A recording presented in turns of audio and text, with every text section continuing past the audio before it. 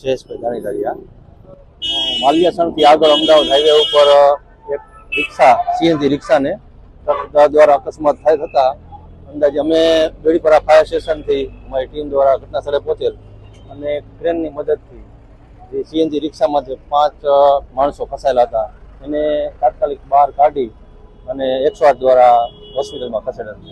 એવું અત્યારે આપણે ચોક્કસ તો ન કહી શકીએ સર, પણ અમે જે કન્ડિશનમાં જોયું બરોબર છે એમાં હાલત બહુ ખરેખર ગંભીર હતી.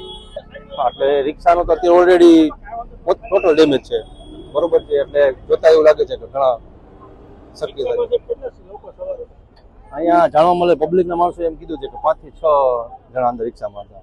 રાજકોટ અમદાવાદ હાઈવે માલ્યાસણ ગામ પાસે એક ગંભીર અકસ્માત થયેલ છે. જે ગંભીર અકસ્માતને ઘટના સ્થળ આવીને ઘટના સ્થળને જોતા ટ્રક છે જે રોંગ સાઈડ આવેલો હોવાનું જણાઈ આવે છે અને એક રિક્ષા છે જે રિક્ષાની અંદર 7 માણસો બેઠેલા હતા. 7 માણસો પૈકી 3 મહિલા હતી. જે મહિલામાં એક 7 વર્ષની બાળકી હતી અને બીજા 4 પુરુષ હતા, એમાં એક ડ્રાઈવર હતો.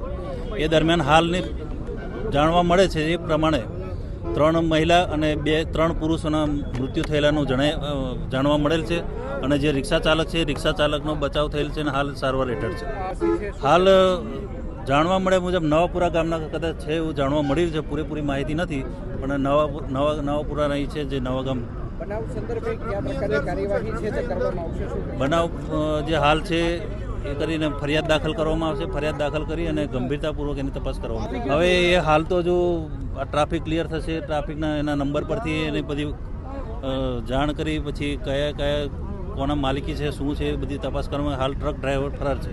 હા, FSLની ચોક્કસ મદદ લેવામાં આવશે.